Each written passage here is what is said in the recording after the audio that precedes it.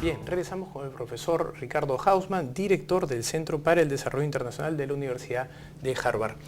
Profesor Hausmann, nos decía en el anterior bloque que más importante que preocuparse por las instituciones era preocuparse por generar la demanda de empleos formales y que estos a su vez iban a ir de alguna manera arreglando poco a poco la posición de la informalidad que es tan alta en el Perú. Interesante punto de vista y quisiera preguntarle por dónde uno podría empezar. ¿Cuál es el espacio para empezar a hacer reformas? Decía que no tenía que ver con el espacio regulatorio. Imagino que tampoco tiene que ver con el espacio de capital humano. ¿Por dónde es? ¿Por el lado de la infraestructura? O sea, lo que yo quiero decir es que cuando uno va a arreglar las instituciones es como decir los muebles. Uno tiene que decir la silla, ¿cuál silla? La de comer, la del escritorio, la mesa, ¿cuál mesa? La del trabajo, la del comedor. O sea, las instituciones no son términos genéricos, son formas de organización para resolver problemas concretos. Y los problemas concretos que estamos tratando de resolver es el problema de la producción. Entonces yo quisiera imaginarme lo siguiente, pongamos un espacio industrial que esté con todos los servicios, bien conectado al sistema de transporte urbano, que le sea fácil a los trabajadores llegar, que esté bien conectado con todos los servicios de electricidad, agua, etcétera, que esté bien conectado con los puertos, los aeropuertos, que tenga ahí cerca entidades de entrenamiento laboral, que tenga ahí cerca servicios financieros. Y entonces ahora abrimos eso para que vengan la gente a invertir. Por ejemplo, todo el sector metal mecánico está localizado en espacios muy poco adecuados a la producción moderna. Entonces, súbitamente ahí entraría gente que podría operar con mucho más productividad, que podría operar con costos más bajos, con mayor eficiencia. Si ahí le ponemos entonces alguna entidad de investigación y desarrollo para ayudarles a mejorar la calidad, la productividad, algo de diseño, entonces de pronto ahí nos encontramos que eso empieza a crecer, que se empiezan a agarrar el mercado mundial, porque hay 20 y tantos millones de peruanos, pero hay 6.000, 7.000 millones de personas en el resto del mundo. Si uno logra un producto con éxito, pues ese sector puede crecer muchísimo. Así es como creció Seúl, así es como creció Taipei en Taiwán, así es como creció Tokio, así es como creció Shanghai o Guangdong en China. Creando los espacios físicos donde se puede dar la producción eficiente. Nosotros rara vez hablamos de dónde vamos físicamente nosotros a producir eficientemente con trabajadores que ponen su energía en el trabajo y no en llegar al trabajo. Quería preguntarle justamente por ese lado, porque lo que usted me describe es más una especie de, no quiero decir planificación, pero microplanificación en base a incentivos, como hicieron los países del sudeste asiático, notablemente Singapur, Corea del Sur, fueron países que se diseñaron de alguna manera en base a una visión clara por parte de los hacedores de políticas públicas hacia dónde querían ir. En el caso peruano, ese tipo de decisiones están hoy día más dejadas en el mercado. El Estado ha dejado de ser una especie de guía. En ese sentido no estamos viviendo lo que llaman el capitalismo guiado por el Estado. ¿Cómo el mercado podría generar esos incentivos para formar estos clústeres industriales? Yo creo que la idea de que el mercado pueda hacer esto es una idea equivocada, porque todos los espacios urbanos son espacios altísimamente regulados por el Estado. Si el Estado dice, yo no voy a ocuparme de pensar estas cosas, bueno, sin querer, la regulación del espacio urbano que definió va a impedir que ocurran una gran cantidad de cosas que podrían estar ocurriendo. Entonces yo creo que sencillamente el Estado ya está demasiado involucrado, está demasiado metido, regula demasiadas cosas como para que ahora venga a decir, no, yo de estas cosas no me voy a entender porque eso se va a ocupar otro. El Estado está directamente involucrado en estas cosas. Y por eso es que todos los países que tienen éxito tienen una colaboración público-privada de calidad. Es el sector privado el que identifica dónde están las oportunidades, dónde están los obstáculos, dónde duele el zapato. Pero el gobierno ha escrito millones de páginas de legislación y maneja miles de entes públicos. Y en alguno de ese millón de páginas de legislación y en alguno de esos 1000 entes públicos está la diferencia entre el éxito y el fracaso de muchas actividades privadas. Y lo que tenemos que tener es el marco para poder identificar dónde están esas fallas de legislación, dónde están esas fallas de administración del gobierno que están matando posibilidades, creando obstáculos.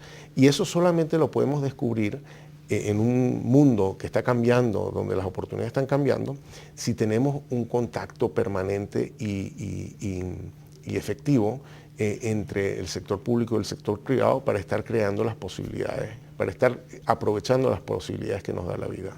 Entonces, por lo que le entiendo, sí correspondería al Estado dar las primeras señales y los primeros incentivos para que se generen. A mí no me gusta espacios. la palabra incentivo y el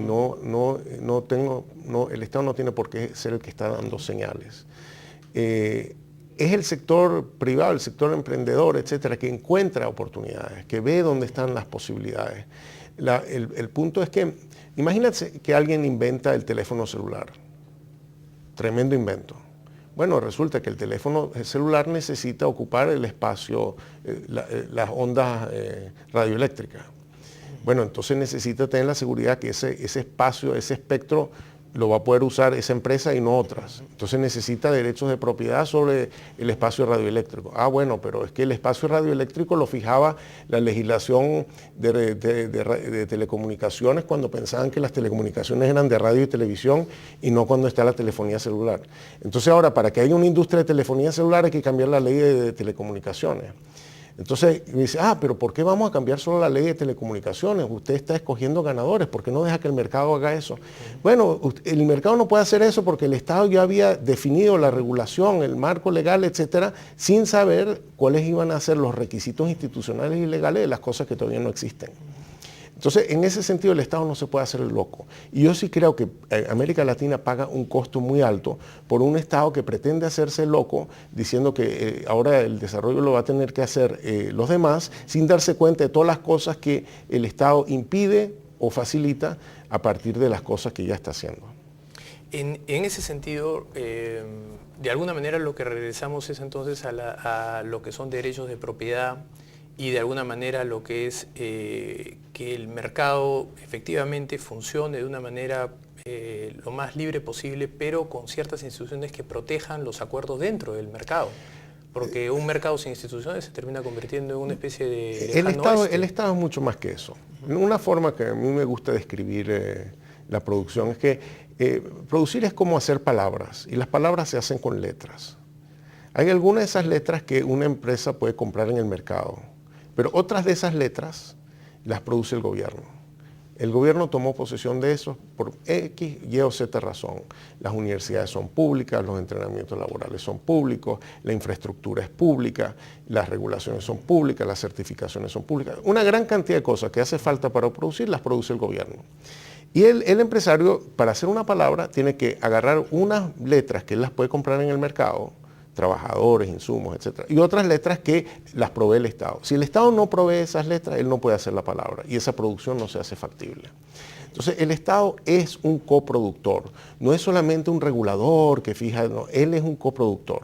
Él está íntimamente relacionado a la electricidad, al agua, al transporte urbano, a la infraestructura, a los puertos, a los aeropuertos, a las universidades, al sistema de entrenamiento laboral, a todas esas cosas.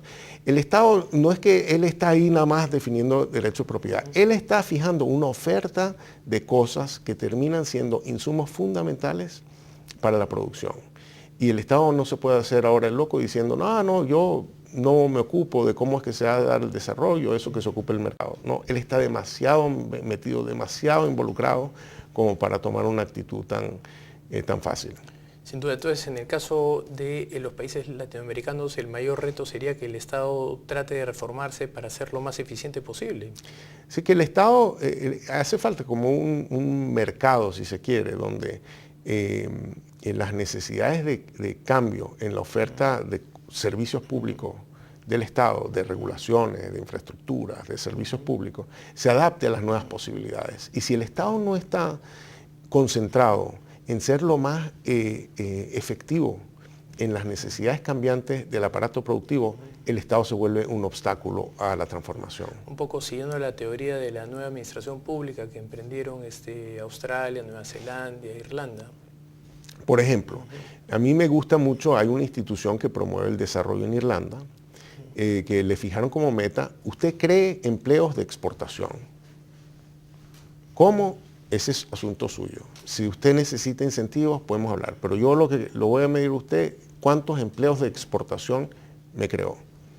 Y ellos, después de muchos años de experiencia con distintos programas, etcétera, encontraron que lo más efectivo era minimizar el tiempo entre que una empresa decide invertir y el tiempo que llegan sus productos al mercado. Porque ese es un periodo que mientras más largo es, más incierto es para la empresa, porque no sabe cómo va a estar el mercado 3 años o 5 años, claro. No sabe cuáles van a ser sus competidores, cómo va a haber cambiado la tecnología. Entonces, acortar ese periodo es crítico. Y ellos encontraron que la forma de acortar ese periodo es tener espacios físicos preautorizados, etcétera, para que el inversionista viene, decide hacer la inversión, ahí está todo listo para que él entre. Eso, pero físicos, porque no es solamente regulatorio, es que cuando la persona viene a invertir, entonces tiene que buscar un local, entonces pues tiene que buscar un permiso de operación, entonces pues tiene que buscar su permiso ambiental, tiene que hacer todas estas cosas porque esa es la forma como se hacen las cosas en los países de uno, pero si uno piensa en tener ya el espacio listo, preregulado, preasignado para ese tipo de actividades, entonces resulta que para el inversionista se le hace mucho más rápido, mucho más barato, mucho más eficiente, entonces se da la inversión. Muy bien. Le agradezco muchísimo por la entrevista, ha sido extremadamente interesante y le agradezco de nuevo por la presencia en Perú. ¿Cómo no? Gracias. Muchas gracias. Bien, vamos a una pausa final y regresamos.